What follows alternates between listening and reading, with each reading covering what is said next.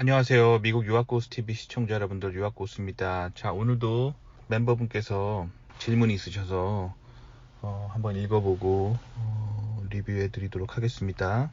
안녕하세요. 고수님 영상 잘 보고 있습니다. 혹시 CFD 전산유체 미래는 어떻게 보시는지요? 요즘에는 그게 컴퓨팅 리소스가 많이 들다 보니 하드웨어 측면에는 GPU가 화두기도 하고 해석 엔지니어 입장에서는 ROM이나 설계 탐색 자동화나 이런 쪽으로 더 개발하는 게 나을까요? 경쟁력 있는 전산유체 시뮬레이션 엔지니어는 어떤 부분을 더 강화시키면 좋을까요? 고수님도 이쪽 분야에 잘하실 것 같아서 여쭙습니다. 네, 그래서 질문을 잘 읽어봤고요.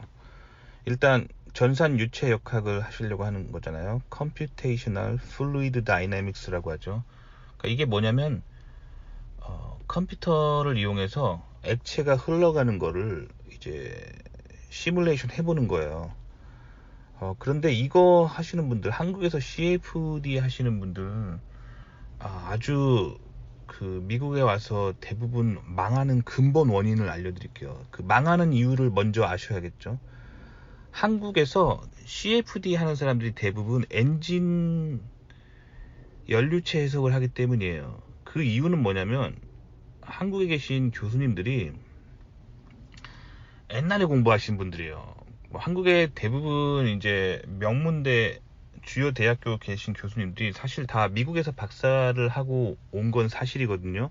근데 그분들이 막 박사하고 왔던 게 막 대부분 막 80년대, 90년대 막 이러니까 그런 구닥다리 기술을 가지고 아직도 그냥 계속 울거먹고 계시는 거예요. 그래서 한국에서 이제 CFD 하는 사람들이 대부분 엔진 연료체 해석을 한단 말이에요. 근데 그거를 공부하셔가지고 미국에 넘어가면은 이게 완전히 한물 간 거예요. 왜냐면 미국은 아시다시피 인공지능이 대세이고, 인공지능을 이제 전기 자동차에 적용해가지고 자율주행 자동차로 가고 있잖아요. 그러니까 한국 사람들이 가지고 있는 가장 큰 착각 중에 하나가 뭐냐면, 전기 자동차의 시대니까 이제 배터리가 중요하다 이렇게 생각하는 거는 아주 잘못된 방식이에요. 그게 국뽕 미디어를 너무 많이 봐서 그렇게 되는 거고, 사실 전기 자동차의 핵심 기술은 인공지능 그 자체예요. 그래서 사실 전기 자동차를 왜 만들려고 하냐면, 전기 자동차를 만드는 이유에 대해서 이제 착각을 하시면 안 돼요. 전기 자동차를 만드는 이유가 뭐 이렇게 친환경적으로 전기로 이제 가고 화석 연료를 줄일 수 있다, 뭐 이런 생각을 하시면 안 됩니다. 그게 바로 미디어의 가스라이팅이에요. 그것 때문에 전기 자동차를 만드는 게 아닙니다. 아시겠죠? 그러니까 실제로 그 석유 매장량은 어마어마하게 많아요. 그걸 걱정할 게 아니에요. 인간이 걱정할 수준이 아닐 만큼 굉장히 많이 나오는데, 자꾸 화석 연료가 뭐 고갈돼 간다 막 이런 언론의 거짓말 때문에 뭐 환경이 막 파괴되어 간다 막 그런 언론의 가스라이팅 때문에 사람들이 그렇게 생각하는데 전혀 그렇지 않아요. 그 거짓말이고요. 왜 인공지능 그 시대가 오면서 전기 자동차가 뜨는지, 그 원인은 결국엔 그 인류의 문명을 인공지능으로 더 드라이브 하기 위해서 자꾸 그 친환경 압력을 넣어가지고 자꾸 전기자동차 쪽으로 가는 거예요. 전기자동차로 가게 되면은 그 전기자동차에는 결국엔 인공지능을 탑재한 자율주행 자동차가 결국에는 그 패러다임으로 넘어가게 돼 있어요. 그래서 사실 전기자동차 핵심은 인공지능입니다. 아시겠죠? 배터리가 아니에요. 배터리가 아니고 뭐 석유에 문제가 있는 게 아니에요. 인공지능의 그 패권을 잡기 위해서, 인공지능으로 주도권을 넘기기 위해서 자꾸 전기자동차는 압력을 넣는 거예요. 아시겠죠? 자, 그런 거예요. 그러니까 사실 미국은 아주 예전부터 그 자동차 엔진 연료체를 전혀 안 하고 있었어요. 그렇단 말이에요. 그러니까 미국에도 엔진 연료체 하는 랩들이 있긴 있거든요. 근데 가보면 교수들이 다 할아버지예요. 그러니까 60대, 70대 되는 할아버지들이 젊었을 때 배운 거라서, 이제 그 사람들이 60대, 70대인데 이제 은퇴하고 이제 랩을 떠날 생각을 하는 거지. 그 나이에 뭔가 또 새로운 뭐 인공지능 자동차를 또 새로 배울 엄두가 안 나는 거죠. 할아버지들이, 할머니들이. 그래서 미국도 엔진 연료체 랩이 있긴 있어요. 근데 다 할아버지들, 할머니들이에요. 그러니까 그 전산 연료체 하면은 이제 그 그 자동차 엔진 하는 이 공식을 정말 이제는 좀 깨야 되는데, 제가 충격적인 거는 아직도 제가 최근에 이제 전산 연료체 한국에서 석사 과정 한다고 하면서 미국으로 뭐 박사 가고 싶다고 하는 사람의 이제 질문을 받은 적이 있거든요. 그게 불과 얼마 전이에요. 아직도 한국에서 자동차 엔진을 연구하는 랩들이 있더라고요. 이거 진짜 너무 구닥다리입니다. 미국에 오면 100% 망합니다. 오갈 데 없어요.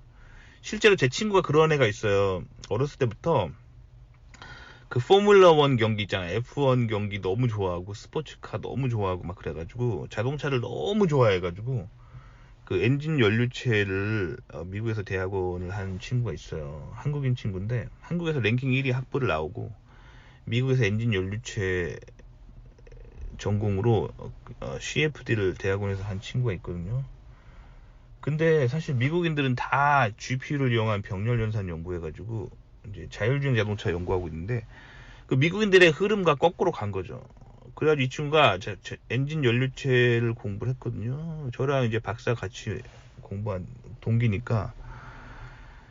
제가 박사 마친 게 2014년이에요. 지금 2024년이죠. 제가 그 박사를 마친 지가 벌써 10년이 됐습니다. 10년 됐죠. 그럼 저는 10년간 뭘 했냐면은 대기업에서 돈 많이 벌었어요. 저는 현재 실리콘밸리의 정상의 그 택기업에 다니고 있잖아요. 그러니까 지난 10년간 저는 기업에서 연봉을 상당히 많이 벌었겠죠. 그런데 제 친구 전산 연료체 엔진 쪽으로 미국에서 박사를 나온 친구가 지금 뭘 하냐면 10년간 취업이 안 돼요. 정말 노력하는데 취업이 안 됩니다. 그래서 뭘 하고 있냐면 그 포닥만 10년째 하고 있어요. 이제 포닥은 정규 직장이라고 볼 수 없어요. 포닥은 일종의 이제 연구원 인턴 같은 거예요. 박사 후 과정이라고 해서 박사 과정은 마쳤는데 이제 보통 포닥은 교수 임용되기 전까지 그 연구 논문 실적을 좀 더 쌓으려고 이제 연구 인턴 같은 거 하는 거죠. 그리고 기업 취업 안 되고 그런 애들이 계속 포닥으로 있으면서 이제 포닥의 계약을 연장하면서 이렇게 막 1년 단위로 연장하거든요. 그렇게 있는 게 포닥이에요. 근데 포닥 연봉이 매우 작아요. 포닥 연봉 글쎄요, 뭐 제가 최근 포닥 연봉은 정확하게 모르겠는데 현역들한테 물어보세요. 근데 보통은 5만 불이 안 돼요. 연봉이 5만 달러가 안 돼요. 그러니까 이게 진짜로 비정규직 그런 연구 인턴인 거지 이게 정규 직업이 아니에요. 근데 그렇게 포닥만 10년을 하고 있다는 말이에요. 그러니까 얼마나 경제적으로 힘들어요. 그러니까 취업이 안 되고 있는 상태란 말이에요. 그러니까 이 자동차 엔진 같은 거는 하시면 안 돼요. 근데 아직도 한국에서 자동차 엔진 많이 하니까 저는 너무 안타깝습니다. 아시겠죠? 그래서 제가 한국에서 석사하지 말라고 항상 얘기하는 거예요. 자, 그래서 계속 읽어보자면 그 컴퓨팅 리소스가 많이 들어가죠. 그래서 CFD 할 때 컴퓨팅 리소스가 많이 들어가요. 그래서 하드웨어 측면에선 GPU가 화두가 되기도 하고, 그런 해석 엔지니어 입장에서는 ROM이나 설계 탐색 자동화나 이런 쪽으로 더 개발하는 게 나을까요 하셨는데, 그러니까 무엇을 하느냐가 중요한 거지 어떤 설계 해석 그런 방법론을 쓰느냐는 거는 그렇게 중요하지가 않아요. 무슨 말이냐면 님이 그 해석하는 거를 퍼포먼스를 내고 싶어서 막 미국산 그 최고로 좋은 컴퓨터를 갖다 놓으면 뭐합니까? 그 해석하는 대상이 가치가 있는 걸 해야지 뭐 취업이 되고 일자리가 생기고 연구비가 나오는 거지. 이미 한물간 막 엔진 같은 거를 연구한다고 컴퓨터만 좋은 거 사놓으면 뭐합니까? 그러니까 그게 의미가 없는 거예요. 아시겠죠? 자, 그 참고로 좀 부가 설명해드리자면 ROM이라고 하셨는데 ROM은 뭐냐면 이제 차수 축소 모델링이라는 거예요. 그래서 그런 모델링의 복잡성과 그 높은 자유도 때문에 발생하는 그런 해석 시간의 비효율 문제를 해결하는 거거든요. 그러니까 뭔가 효율적인 알고리즘을 적용하는 게 의미가 없어지는 게 본인이 하는 대상이 좋아야 된다는 거예요. 그러니까 자동차 엔진 같은 거 하면은 이제 엔진 시대는 끝났잖아요. 근데 아직도 박사과정에서 엔진 하고 있으면 아무리 좋은 ROM이나 아무리 뭐 설계 탐색 자동화 뭐 아무리 좋은 뭐 GPU 컴퓨터로 아무리 좋은 뭐 워크스테이션으로 시뮬레이션 돌린다 해도 그 돈이 안 나와요. 아무도 그런 사람 안 뽑아갑니까? 그러니까 이 방법론이 중요한 게 아니라 내가 뭘 하고 있는지 대상이 중요한 거예요. 그러니까 경쟁력 있는 CFD 엔지니어가 되려면 본인이 하고 있는 게 굉장히 값비싼 그런 대상을 해야 됩니다. 아시겠죠? 그러니까 제가 이제 박사학위를 마치고 그 미국에서 처음에 취업을 하려고 했었거든요. 근데 제가 미국 문화를 너무 몰랐어요. 제가 박사과정 때 진짜 좋은 거 전공했거든요. 제 박사 전공이 뭐냐면 GPU를 이용한 병렬 연산이에요. 진짜 좋은 거 전공했잖아요. 그 인공지능의 핵심 기술이잖아요. 진짜 좋은 거를 전공해놓고 제가 포장하는 법을 너무 몰랐어요. 저는 이제 한국에서 저도 유학을 와가지고 한국에서는 학벌이 좋고 뭐 학점이 좋고 스펙 소위 말하는 뭐 SCI급 논문이 많으면은 인생이 열리거든요. 저는 이력서를 그런 식으로 썼어요. 항상 나는 어떤 명문대에서 박사를 했고 학점이 어느 정도 좋고 논문은 몇 개가 있고 이런 식으로 이력서를 쓰니까 미국에서 다 떨어지는 거예요. 다 떨어지는 거예요. 그래가지고 제가 한국에 잠깐 귀국한 적이 있습니다. 한국에 잠깐 있다가 나중에는 제가 이제 미국 랩에 저희 랩에 이제 백인 친구들이 되게 많았거든요. 백인 친구들한테 국제 전화를 해가지고 야 나는 너네랑 똑같은 랩을 나왔는데 왜 나는 미국 취업이 안 되냐, 저 원인 좀 분석해 줘라 해가지고 제가 친구랑 막 상담을 했었어요. 백인 친구랑. 그때 백인 친구가 그러더라고요. 우리 랩에서 공부한 게 진짜 좋은 건데 네가 미국 문화를 몰라서 그래. 미국은 무조건 연구 피스를 가지고 어떤 연구를 했는지로 승부를 하는 거지. 너는 지금 보니까 학교의 네임밸류랑 학점 막 이런 걸 가지고 네가 승부를 보기 때문에 네가 계속 실패하는 거야. 저는 그 얘기 듣고 머리를 한 대 얻어맞은 느낌이었어요. 그래서 그때 제가 준비했던 이력서를 다 찢어버리고 다시 쓰기 시작합니다. 내가 얼마나 좋은 걸 했는지, GPU를 이용한 병렬 연산, 슈퍼컴퓨터 클러스터를 내가 어떻게 이렇게 사용할 수 있는지 이 관점으로 내 연구 피스를 승부하니까 미국 대기업이 다 문이 열리는 거예요. 자, 그러니까 님도 이 연구 핏을 만들기 위해서 미국에서 인기 있는 연구 핏을 하셔야 돼요. 미국에서 인기 있는 연구 핏. 아시겠죠? CFD를 하고 싶으면 CFD를 했다고 해서 님이 막 명문대에서 막 화려한 그런 뭐 차수 축소 뭐 방법론이나 뭐 설계 탐색 자동화 뭐 이런 거를 다 했다 하더라도 그 연구 핏이 좋아야 되는 거예요. 연구 핏. 그걸 어디다가 적용할 건지. 그럼 미국에서 잘 나가는 분야에 적용해야겠죠. 자, 미국에서 잘 나가는 분야는 CFD 쪽으로 잘 나가는 분야라고 하면은 크게 제가 이제 두 가지를 이야기해 드릴게요. 두 가지. 자, 첫 번째는 바이오 테크놀로지예요. 뭐 예를 들면 인공심장. 한국은 인공심장 같은 걸 만들 수 있는 기술이 없습니다. 인공심장 이런 건 다 미국에서 만들어지고 있어요. 인공심장. 그러니까 심장이 안 좋은 사람들이 심장을 수술해서 떼내고 인공 펌프를 넣는 거죠. 그거 유체 시스템입니다. 이거 진짜 비싼 거예요. 인간의 몸만큼 비싼 게 어디 있어요. 이거 진짜 부가가치가 굉장히 높은 겁니다. 그러니까 바이오테크놀로지로 인간의 심장에 흐르는 혈류를 해석하는 거, 이런 거는 진짜 부가가치가 높은 거예요. 그러니까 그 컴퓨팅 리소스를 좋게 만들기 위해서 뭐 해석용 프로그램을 좋게 쓰고 해석용 하드웨어를 좋게 쓰고 뭐 해석에 쓰는 알고리즘을 최적화하는 거, 이런 거보다 님이 최종적으로 어떤 아이템을 할 건지가 중요한 거예요. 그러니까 인공 심장 같은 거예요. 심장에 흐르는 혈관, 심장 주변에 흐르는 혈관에 흐르는 그 혈액의 흐름 같은 거, 이런 거 분석하는 게 진짜 중요한 거예요. 아시겠죠? 아시겠죠? 그 다음에 두 번째는 반도체 적용하는 게 있어요. 근데 반도체 전에 사실 한 가지 더 좋은 게 있긴 하거든요. 뭐냐면 비행기예요. 미국은 이제 비행기를 만드는 나라잖아요. 근데 이거는 왜 제가 얘기를 안 해드리냐면 이거는 국방 기술이에요. 자, 민간용 여객기에 날개를 설계해서 전산 유체로 날개를 설계할 수 있는 기술은 이 민간용 비행기는 언제든지 폭탄을 싣고 전투기로 바꿀 수 있기 때문에 국방 기술이에요. 그래서 미국 시민권이 없으면 비행기 날개 설계를 CFD로 하는 거는 이렇게 F1 비자를 가진 한국인 유학생이 할 수가 없어요. 할 수가 없기 때문에 제가 얘기를 안 해드리는 거. 그건 나중에 시민권 따고 뭐 생각을 해보세요. 아시겠죠? 그래서 얘기 안 하는 거고. 자, 그래서 두 번째는 이제 반도체 장비 분야가 있어요. 반도체. 근데 반도체 장비가 이제 앞으로 올 거는 이제 양자 컴퓨터잖아요. 양자 컴퓨터.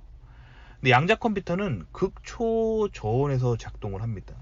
그러니까 발열을 잘 잡아주는 게 중요해요. 그래서 냉각을 위한 이제 연료체를 하시면 앞으로 양자 컴퓨터 시대에 굉장히 훌륭한 엔지니어가 될 수 있어요. 그러니까 양자 컴퓨터는 거의 절대 용도라고 할 수 있는 매우 낮은 온도에 작동하거든요. 그래서 이 양자 컴퓨터 주변에 냉각을 해주는 게 굉장히 중요해요. 그래서 그 연료체 냉각 시스템, 양자 컴퓨터 연료체 냉각 시스템 하면은 박사 토픽으로 굉장히 좋아요. 나중에 굉장히 좋습니다. 아시겠죠? 자, 근데 님이 이제 석사라고 한다면, 이제 석사 출신이면 이제 당장 취업하는 게 중요하잖아요. 당장. 뭐 미국에서 2년 석사하고 당장 취업한다. 그러면 당장 지금 실리콘밸리가 핫한 거 중요하잖아요. 실리콘밸리에서 반도체 쪽으로 중요한 CFD가 뭐가 있냐면, 그 CVD라고 하는 그 케미컬 베포 디포지션이라고 하는 방법이 있어요. 자, CVD 혹은 다른 말로 뭐 플라즈마 디포지션이라고도 합니다. 근데 이거 그냥 이 원리가 뭐냐면, 반도체 공정에서 웨이퍼 있잖아요. 웨이퍼를 반도체 공장에 집어넣으면은 이 웨이퍼에다가 각종 이제 이렇게 산이나 이런 산성 액체를 흘려가지고 거기를 에칭을 해요. 그러니까 산으로 반도체 표면을 깎아낸 다음에 거기다가 이제 구리 같은 거를 덮어요. 그리고 혹은 뭐 이제 옥사이드라고 해서 산화막 같은 거를 덮어요. 그렇게 해서 회로를 만드는 거예요. 그러니까 한마디로 실리콘이라고 하는 물질 위에다가 각종 산성 용액을 흘려보내고, 그리고 그 다음에 그 위에다가 이제 기체화된 금속들, 뭐 그런 것들을 그 기체화된 혹은 액체화된 금속들을 흘려보내가지고 거기다가 이제 금속으로 회로 패턴을 입히는 거예요. 그렇게 하고 회로와 회로는 또 절연을 해줘야 될 거 아니에요. 그래서 옥사이드 같은, 그러니까 산화물 같은 거를 또 기체 형태의 혹은 액체 형태의 산화막을 만드는 그런 액체를 흘려준단 말이에요. 그래서 반도체 공정 장비에 이렇게 유체를 적용하는 게 굉장히 중요한데, 근데 반도체 공정 장비가 진짜 비싸요. 반도체 공정 장비가 한 대에 얼마인 줄 알아요? 비싼 거는 2천억 원, 한국 돈으로 2천억 원. 그리고 기본적으로 1,000억 원대가 기본이에요. 뭐 몇백억은 기본입니다. 엄청나게 비싼 거예요. 자동차랑은 달라요. 자동차 엔진 뭐 해봤자 자동차 한 대 뭐 1,000만 원? 엔진 한 1,000만 원 미만이겠죠. 뭐 자동차가 한 2천만 원이라 하면은 엔진은 뭐 1,000만 원 미만이겠죠. 뭐 제가 원가는 잘 모르겠지만 정확하게 뭐 엔진 한 대에 500만 원이라 해봅시다. 얼마 안 하는 거예요. 그리고 그마저 자동차 엔진은 이제 시대가 갔죠. 그러니까 뭘 해야 되냐면, 이 반도체 공정 장비 같은 거 이런 거 분석하면 굉장히 좋아. 이런 거 한 대에 500억 원, 1,000억 원이 기본으로 하는 거고, 비싼 건 2,000억 원짜리도 있어요. 그러니까 이런 거 시뮬레이션 하면 대박이란 말이에요. 그래서 제가 한국에 이제 귀국했을 때를 생각을 해드리면, 그래서 처음에 미국 문화를 몰라가지고 제가 미국 대기업 다 실패해가지고 면접 보는 법을 몰라가지고 다 떨어져가지고 잠깐 한국에 갔다 그랬잖아요. 그러다가 그 한국에서 대기업 다니면서 이제 백인 친구한테 국제전화 해가지고 조언을 받아가지고 다시 미국으로 나왔다 그랬잖아요. 그죠? 그때 다녔던 회사가 사실 반도체 회사예요. 그래서 한국의 반도체 회사를 다녔는데, 제가 미국에서 전공한 건 뭐라고요? GPU를 이용한 병렬 연산이에요. 그것도 슈퍼컴퓨터 클러스터를 이용한 거예요. 그러니까 여러분들이 지금 생성형 인공지능 쓰면은 그게 다 어디 있는 거냐면, 서버가 미국에 있는 서버죠. 거기에 슈퍼컴퓨터가 있어요. 거기 슈퍼컴퓨터가 막 건물 몇 채만한 데이터 팜이 있는데, 거기다가 막 GPU를 막 몇만 개, 몇십만 개 때려 넣어가지고 이 GPU를 이용한 병렬 연산 해가지고 엄청난 머신러닝 시스템 만들어 놓은 게 이제 이 생성형 인공지능의 데이터 팜이에요. 그러니까 서버 팜이죠, 서버 팜. 이런 서버 팜에 있는 그런 걸 만드는 기술이었어요. 그래서 저는 박사과정 때 맨날 슈퍼컴퓨터 센터 가가지고 슈퍼컴퓨터를 를 이용한 병렬 연산, GPU를 이용한 병렬 연산 맨날 했었어요. 그래서 제가 막 썼던 슈퍼컴퓨터는 아파트 한 5층만한 그런 규모의 엄청나게 큰 슈퍼컴퓨터가 그 막 수냉 쿨링이에요. 옆에 그 집에서 쓰는 데스크탑이나 노트북은 쿨링 팬이 막 돌아가잖아요. 조그마한 프로펠러. 근데 그게 아니라 제가 썼던 컴퓨터는 건물 주변에 물 파이프가 막 돌아가요. 건물 주변은 막 뱀처럼 칭칭 감은 물 파이프가 계속 물을 뿌려대면서 이제 건물을 냉각시키는 거죠. 그런 슈퍼컴퓨터를 다뤘단 말이에요. 아시겠죠? 이런 걸 했기 때문에 사실 한국에 갔는데 한국 반도체 회사들이 이 반도체 장비 시뮬레이션을 되게 하고 싶은 거예요. 한 대에 2천억 원인데 뭐 예를 들면 그게 막 그거 가지고 웨이퍼를 막 수천 장씩 막 생산을 낸다고 쳐봐요. 막 하루에. 근데 얘가 어떤 원인에 의해서 자꾸 오염 물질이 발생하는 거예요. 뭐 예를 들면 반도체 회사에서 담배를 못 피게 하거든요. 반도체 회사 같은데 그 한국 반도체 공장 같은데 입사를 하시면 막 서약서를 보통 막 쓰게 해요. 담배를 끊을 것, 막 이런 서약서를 써요. 왜 그러냐면 담배를 피잖아요. 여러분이 담배를 피면은 니코틴이 폐에 이제 흡수가 되잖아요. 그래서 담배를 피고 나서 한 10분, 20분 동안 어떤 심하면 뭐 30분, 40분 동안도 니코틴이 입에서 계속 기체로 나와요. 그래서 밖에서 예를 들면 회사 몰래 밖에 회사 앞에서 담배를 피고 그 반도체 팹으로 들어갔다고 쳐봐요. 작업자가. 그럼 들어가면은 그 사람이 숨을 쉬고 있는 동안 30분, 40분 동안 계속 니코틴이 그 사람 입에서 기체로 나와요. 그러면 그 사람 때문에 그 니코틴이 그 반도체 장비가 다 아까 말씀드렸지만 이제 웨이퍼 위에다가 막 산성용의 산성 기체 뭐 기체성 금속 뭐 이런 거를 막 뿌려가지고 패턴을 만든다 그랬잖아요. 그런데 거기에 니코틴이 섞여 들어가는 거예요. 그럼 어떻게 되는 줄 알아요? 이게 나노미터의 세계란 말이에요. 트랜지스터는 반도체 트랜지스터는 1나노미터가 얼마나 작은 크기인지는 뭐 인터넷 검색해 보시고요. 그 이 나노미터와 나노미터 사이에 이 좁은 회로 사이에 니코틴이 공기 중에 날아다니는 니코틴이 딱 거기 붙어버리면 회로가 쇼트가 나는 거예요. 그래가지고 불량이 발생하는 거예요. 아시겠죠? 그러니까 이런 반도체 장비 내에서 이런 외부의 유인물들이 그 반도체 쪽으로 가지 않도록 이 기류를 컨트롤해 주는 게 되게 중요하단 말이에요.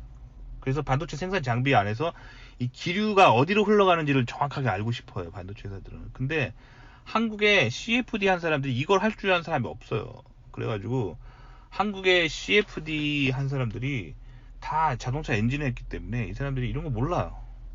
모른단 말이에요. 그리고 한국 반도체 회사에는 이런 CFD 전문가들이 없어요. 그래서 제가 갔는데 미국에서 이렇게 슈퍼컴퓨터를 이용한 GPU 병렬 연산 이용해서 막 시뮬레이션도 하고 막 가상현실도 만들고 막 머신러닝도 하고 제가 그랬기 때문에 저를 막 그 자꾸 회사에서 그 반도체 생산 장비 주변에 흐르는 액체나 이런 흐름 같은 거를 자꾸 저한테 분석하는 시뮬레이션을 시키는 거예요. 그래가지고 이제 한국의 그 최고의 반도체 회사라고 하는 데가 저한테 그런 일을 되게 많이 시켰습니다. 하는 일이 진짜 거의 그런 거였어요. 반도체 생산 장비 주변에 흘러가는 액체나 그런 거 하는 거. 아시겠죠? 굉장히 핫한 거예요. 핫한 거. 근데 미국에서는 이런 반도체 생산 직접 하는 것보다 이 반도체 생산 장비 자체를 설계하는 게 중요하거든요. 그러니까 반도체 생산 장비의 그 전산 유체가 더 중요한 거예요. 왜냐면 미국에 막상 오잖아. 실리콘밸리 반도체 뭐 장비 회사 오면은 반도체 생산 장비 시설이 없어요. 오로지 여기 실리콘밸리에서 뭐 하냐면 그 가상현실 3차원 공간에서 시뮬레이션으로 웨이퍼 놓고 거기 주변에 기체가 흘러가는 걸 다 시뮬레이션으로만 분석을 해요. 그렇게 해놓고 특허 다 걸어놓고 설계 다 해놓고 이 반도체 생산 장비 설계를 하려고 그 이 미국 반도체 회사들의 그 조립 생산 기지가 대부분 이제 싱가포르에 있어요. 싱가포르나 이런 데 있어요. 그래가지고 싱가포르 인건비가 싸기 때문에 싱가포르에서 조립을 한단 말이에요. 아시겠죠? 그렇지만 이 설계는 다 미국에서 이루어지고 그거 해석은 다 미국에서 한단 말이에요. 그러니까 전산 유치하면은 반도체 전산 유치하면은 미국에서 당장 취업하기 굉장히 좋아. 실리콘밸리에서 전산 유치하는 사람들 굉장히 핫합니다. 반도체 회사들에서 아시겠죠? 당장 취업하려면은 반도체 팹 장비의 전산 유치 아주 괜찮고요. 실리콘밸리에서. 그리고 이제 좀 10년, 20년 내다본다. 그럼 당연히 양자 컴퓨터의 그 전산 유치에 이용해서 이제 그 연료체 냉각 기술 같은 거 공부하시면 좋겠죠. 그리고 나는 한 30년 내다본다 하면은 이제 인공 심장 같은 거 이런 거는 이제 미국이 바이오 테크놀로지는 진짜 앞으로 계속 돈을 쏟아붓고 있거든요. 그러니까 그 바이오 테크놀로지가 굉장히 잘 나갑니다. 그리고 요새는 또 그 인공 심장뿐만 아니라 그 뇌졸중의 원인이 그 뇌에서의 그런 혈류가 막혀가지고 생기는 거거든요. 그래서 이제 뇌혈관 같은 것도 막 컴퓨터 시뮬레이션 하고 뭐 그런 이렇게 바이오 전산 유체 굉장히 괜찮습니다. 아시겠죠? 그러니까 님이 진짜 중요하게 해야 되는 건 어떤 아이템을 하느냐예요. 어떤 아이템. 그리고 솔직히 말하면 님이 말씀하신 뭐 컴퓨터 리소스를 늘리기 위해서 뭐 GPU를 이용하고 해석 엔지니어 입장에서 뭐 치수를 뭐 그런 뭐랄까 그 뭐라죠 차수 축소 모델링 ROM이나 설계 탐색 자동화 같은 거는 다 쓰는 거야. 뭐 자동차 엔진 해석하는 사람도 이 방법 쓰고 인공 심장 하는 사람도 이 방법 쓰고 반도체 장비 해석하는 사람도 이 방법 쓰고 이거는 다 기본이에요. 기본으로 쓰는 방식이에요. 그러니까 기본적으로 다 알아야 되는 거고 그거보다 더 중요한 거는 내가 어떤 아이템을 하느냐예요. 어떤 아이템을 하느냐. 근데 사실 전산 유체는 그 솔직히 말씀드리면 다른 쪽으로 전환하기가 조금 쉬워요. 무슨 말이냐면 내가 한국에서 뭐 실수로 자동차 엔진 전산 유체를 했다고 해봐요. 그럼 그 사람이 미국으로 건너갈 때 인공심장 쪽으로 박사할 수 있어요. 어떻게 하면 되냐면 유체라는 게 결국 뭐냐면 그 액체가 흘러가는 관의 형상이잖아요. 그리고 그 관으로 들어가는 즉 인렛 들어가는 액체의 압력, 속도, 온도와 그 나가는 즉 아울렛의 압력, 속도, 온도 이거잖아요. 그리고 그 흘러가는 액체의 점성, 비스코시티 요거잖아요. 그러니까 예를 들어 볼게요. 자동차에 뭐 예를 들면 유압 시스템을 시뮬레이션 하는 걸 석사 때 했다고 쳐봐요. 그러면 인렛에 들어가는 건 자동차에 들어가는 유체의 속도나 압력이죠. 그리고 아울렛은 자동차 부품에서 나오는 액체의 그런 속도나 압력이죠. 그리고 그 안에 그 관 안에 들어가는 액체는 자동차에서 쓰이는 액체겠죠. 근데 이거를 그대로 사실 인공심장으로 하면 할 수 있어요. 뭐냐면 점성을 혈액으로 바꾸고 그리고 인렛의 압력과 속도를 심장 주변으로 들어가는 정맥으로 들어가는 그 인렛의 압력 속도 조건을 잡고 아울렛 동맥으로 나오는 혈액의 속도와 압력을 잡으면 되는 거잖아요. 그리고 지오메트리 즉 그 관의 형상은 뭐 엔진에서 들어가는 뭐 노즐이라면 그 노즐이 심장으로 치면은 심장의 그 판막 같은 데가 다 노즐이잖아요. 이렇게 형상만 변경하면 할 수 있잖아요. 그쵸? 그렇게 해서 다른 걸로 적용하면 되는 거예요. 근데 물론 이제 인공심장을 하려면 좀 더 이런 것도 배워야겠죠. 면역학이라든가 이런 바이오에 대한 기술이 좀 필요하기 때문에 이제 그런 데서 시간 낭비하고 삽질을 해야겠죠. 왜냐면 미국에서 학부 때부터 바이오텍 한 사람들은 면역학이나 뭐 이런 거 다 알기 때문에 뭐 그런 인공심장에서 발생하는 면역 같은 거는 이제 다 알고 있지만 님은 만약 엔진 했다면 모르잖아요. 이제 그런 건 따로 공부해야 되기 때문에 좀 시간 낭비가 되는 부분이 있지만 제 말은 조금 변경을 할 수 있다는 거예요. 저도 미국에서 그 아파트 5층 크기만한 슈퍼컴퓨터에다가 막 GPU 수십만 개 달고 병렬 연산 해가지고 막 그런 슈퍼컴퓨터 개발했던 사람인데 저도 한국에 가가지고 제가 이제 시뮬레이션 계열의 기술을 이해하고 있다는 거를 인사과에서 판단해서 한국 반도체 회사가 이거 좀 그 반도체 장비 시뮬레이션 좀 해줄 수 있냐 이런 쪽으로 저를 자꾸 이제 몰아갔거든요. 그렇게 하다 보니까 저도 사실 근데 저도 반도체 공정 있잖아요. 막 공정, 뭐 웨이퍼 공정에 뭐가 있고, 웨이퍼 8대 공정 있거든요. 인터넷 검색해 보세요. 웨이퍼 8대 공정. 뭐 이런 거를 저도 입사했을 때 알았던 건 아니에요. 저는 시뮬레이션밖에 몰랐거든요. 박사 때 맨날 GPU 갖고 놀아가지고 GPU밖에 몰랐어요. 근데 그런 제가 한국 가가지고 또 반도체 공정 관련 그 실무 트레이닝 좀 받고 이렇게 시뮬레이션 하니까 또 하겠더라고요. 그래서 한국에서는 그 반도체 장비 시뮬레이션 같은 거 많이 했었어요. 아시겠죠?